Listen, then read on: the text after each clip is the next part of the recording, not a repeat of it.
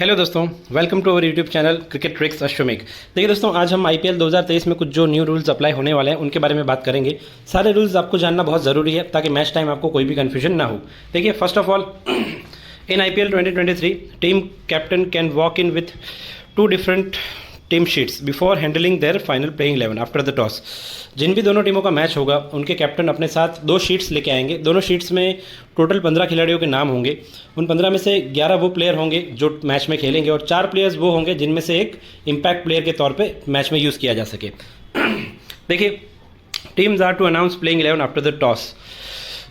Toss के बाद जो दोनों कैप्टन हैं जो दो शीट साथ में लेके आए होंगे उनमें से कोई भी एक शीट वो अपनी सहूलियत के हिसाब से, अपनी उपयोगिता के हिसाब से प्लेइंग 11 प्रेजेंट करेंगे। मेरी समझ से बैटिंग फर्स्ट और बॉलिंग फर्स्ट के अकॉर्डिंग दो शीट्स होंगी। तो जो भी कैप्टन टॉस जीतता है या फिर जो भी कैप्टन हारता है वो अपने अकॉर्डिंग इन शीट्स को प्रेजेंट कर देगा और प्लेइंग 11 उसके अकॉर्डिंग ही होगी। देखिए, player can take review for wide and no ball in IPL. Wide के लिए कॉमन सेंस सी बात है कि बैट्समैन ही रिव्यू लेगा और नो बॉल के लिए जब बॉलर के मन में डाउट होगा तो बॉलर उस पर रिव्यू ले सकता है। ये एक बहुत अच्छा डिसीजन है। कई बार हमने देखा है एक रन से मैच में बहुत ज़्यादा डिस्टेंस आ जाता है, एक वाइड से भी बहुत फ़र्क पड़ जाता है। तो ये रूल बहुत बढ़िया है और ये वुमेंस के आईपीएल में भी यूज़ हुआ था, तो मेंस के आईपीएल में भी अब यूज़ हो रहा है। तो ये बहुत अच्छी बात है क्रिकेट के लिए।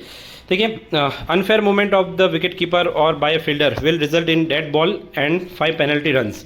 यानी विकेट कीपर या फील्डर के थ्रू कोई भी अनफेयर मूवमेंट होता है, फॉर एग्जांपल ऐसे अनफेयर मूवमेंट मैक्सिमम जब बॉलर पहले ही सिग्नल दे देता है विकेट कीपर को या फिर फील्डर को कि वो इस दिशा में बॉल फेंकने वाला है। फॉर एग्जांपल कोई बैट्समैन अगर स्वीप शॉट खेलने वाला हो तो बॉलर उससे लेग साइड बॉल देगा, ठीक है, और तभी फील्डर बॉल फेंकने से पहले ही अगर भागना शुरू कर दे या फिर अंपायर को कहीं भी ऐसा लगता है कि ये अनफेयर मूवमेंट था तो उसे डेड बॉल करा दिया जाएगा और 5 रन पेनल्टी के भी दिए जाएंगे बैटिंग टीम को। देखिए दोस्तों, overrate penalty of only 4 fielders outside the 30 yard circle for every over not complete in a lot time.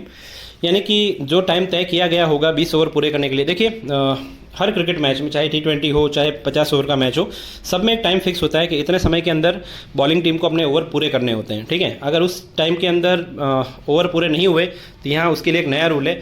For example मान लीजिए कि जो समय तय किया गया 20 ओवर पूरा करने के लिए, अगर उस वक्त तक 18 या 19 ओवर ही पूरे हुए होंगे तो उसके बाद का जो भी ओवर बचा होगा उसमें सिर्फ 4 प्लेयर ही सर्कल के बाहर रह पाएंगे। नॉर्मली 5 प्लेयर रह सकते हैं, तो इससे बैटिंग टीम को काफ़ी एडवांटेज रहेगा। देखिए, franchise to name 15 players team sheets with 1 of 4 substitute in contention to be impact player.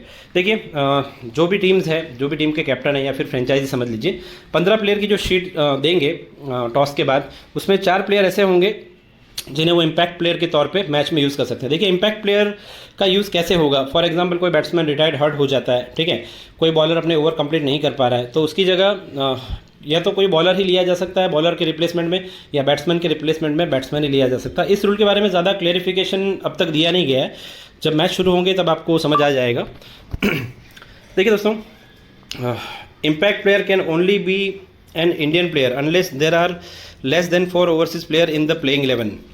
Impact player केवल एक भारतीय खिलाड़ी हो सकता है, जबकि प्लेइंग 11 में कम से कम 4 विदेशी खिलाड़ी ना हो।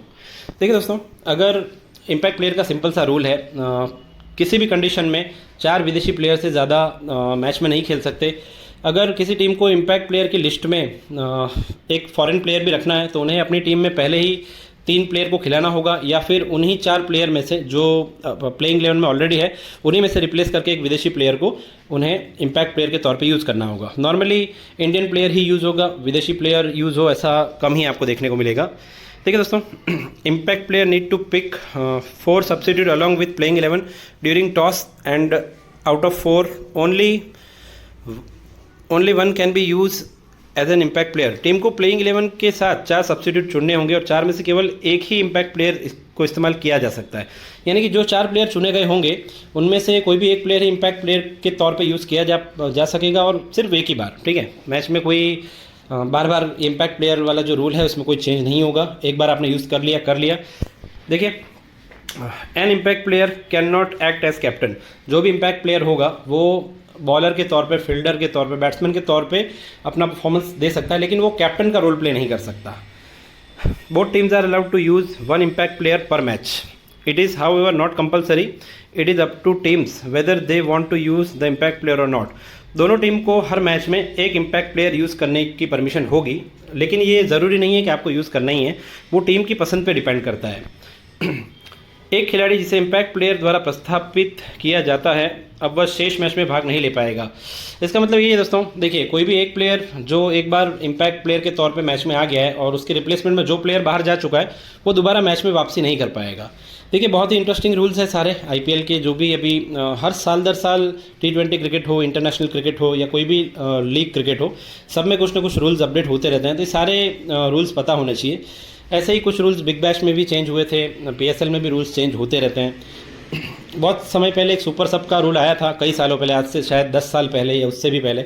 ये वही रूल है, नाम चेंज करके उसको बार बार अलग अलग तरीके से पेश किया जाता है। सुपर सब में भी यही था कि किसी भी एक प्लेयर को चेंज किया जा सकता था और अब उसे नाम चेंज करके इम्पैक्ट प्लेयर का नाम दे दिया गया। चलिए, इसमें सबसे बढ़िया रूल यही था कि वाइट और नो बॉल को चैलेंज कर पाएँ, क्योंकि कई बार मैच में हमने देखा है कि नो बॉल पे विकेट गिर जाता है लेकिन वहाँ नो बॉल नहीं होता है, और कई बार क्लियर वाइट बॉल होती है लेकिन अंपायर वाइट बॉल देते नहीं हैं जब बैट्समैन फ्रस्ट्रेट होते हैं। तो ये रूल सबसे बढ़िया है अभी के लिए हमारे हिसाब से। इसी तरीके का इन्फॉर्मेशनल कोई भी वीडियो या कोई भी जानकारी आपको चाहिए तो हमारे डिस्क्रिप्शन में जो टेलीग्राम चैनल का लिंक दिया है वहाँ ज्वाइन हो जाइएगा, ठीक है। Ashwamegh journey to be continue. Thank you so much दोस्तों, थैंक यू।